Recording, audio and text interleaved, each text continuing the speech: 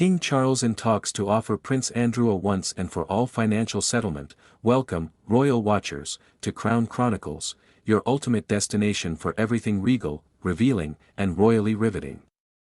If you love staying updated on the British monarchy's triumphs, scandals, and secrets, make sure you hit that subscribe button, tap the notification bell, and join our growing royal community.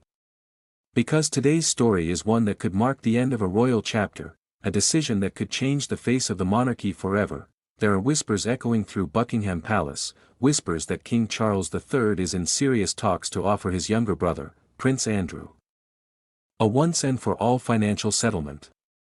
Yes, the Duke of York, once the Queen's favorite son, now a royal outcast, could be about to receive what insiders are calling a final payout, one that would permanently end his royal privileges and dependence on the crown's purse strings. According to close palace sources, King Charles has grown increasingly determined to draw a firm line under the Andrew saga, a saga that has dragged the royal family's reputation through the mud for years. After the Queen's passing, Charles inherited not only the crown but also the responsibility of repairing an image tarnished by scandals, divisions, and public skepticism.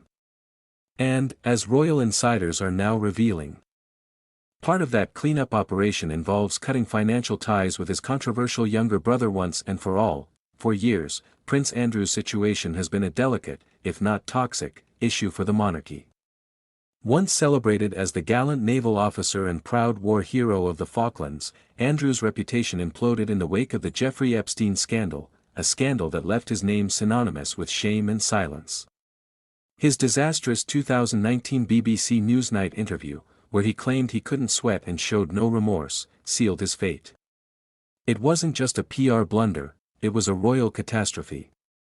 The Queen stripped him of his public duties, and when Charles ascended the throne, he made it clear, Prince Andrew would never return to royal life, but while his public role vanished, his private expenses did not. Maintaining Royal Lodge, the sprawling 30-room mansion in Windsor Great Park, has been an ongoing controversy. Reports suggest Andrew has struggled to afford the property's upkeep and has relied heavily on the late Queen's private support, as well as irregular financial assistance from King Charles. And that, according to insiders, is exactly what Charles wants to end. The talks reportedly focus on offering Andrew a lump sum payout, a multi-million-pound settlement that would allow him to live comfortably but independently from the royal purse.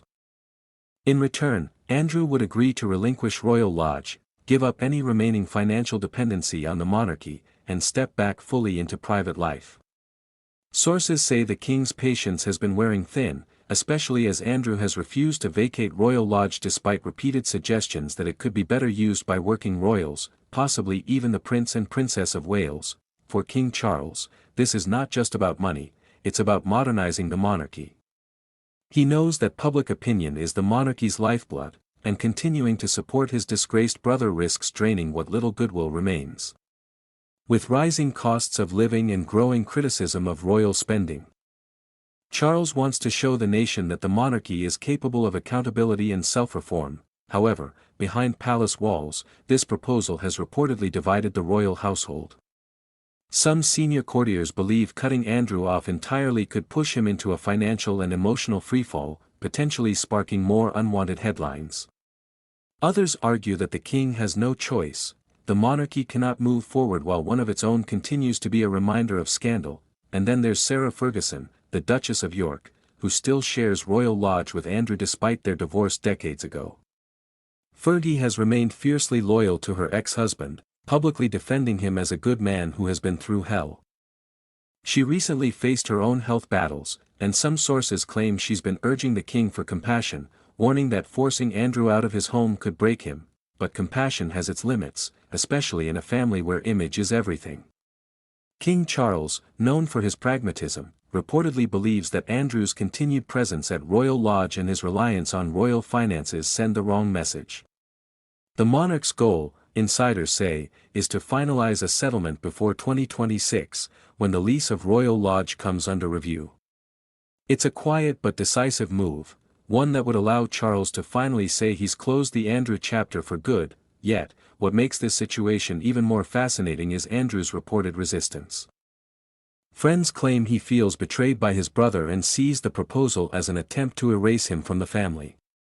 He has already turned down suggestions to move into the smaller Frogmore cottage, the former home of Prince Harry and Meghan Markle, a move he allegedly called insulting.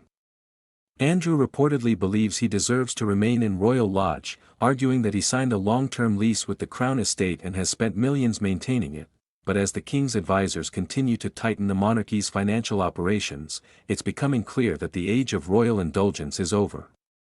Charles wants a streamlined, transparent, and accountable institution, one fit for the 21st century.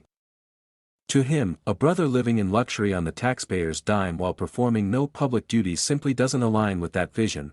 Palace watchers say the proposed settlement would not leave Andrew destitute, far from it. He is expected to receive enough to live comfortably and maintain a small household staff.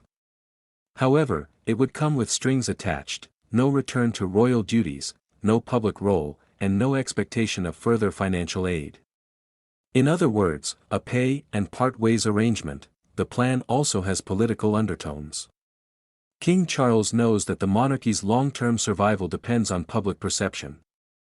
Every time Andrew's name appears in the press, it reminds the world of the monarchy's weakest moments, the scandal, the silence, the shame.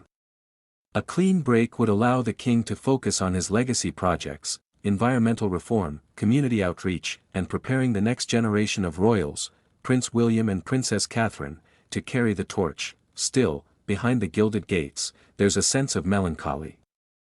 For all the tension and disgrace, Andrew remains Charles's brother. They shared childhoods at Balmoral, stood side by side at their mother's funeral, and grew up under the shadow of royal duty. Ending financial support is not just a business decision, it's deeply personal. The king's choice reflects the painful balance between family loyalty and royal responsibility, a balance that has defined the Windsors for generations. So as these discussions continue quietly behind palace doors, the question remains, will Prince Andrew accept this final settlement and retreat gracefully into private life, or will he resist, risking an even deeper family rift? The answer could shape the monarchy's image for years to come. One thing is certain, King Charles is determined to secure his legacy as the monarch who modernized the British crown, even if it means cutting off his own brother to do it. The age of quiet indulgence is over.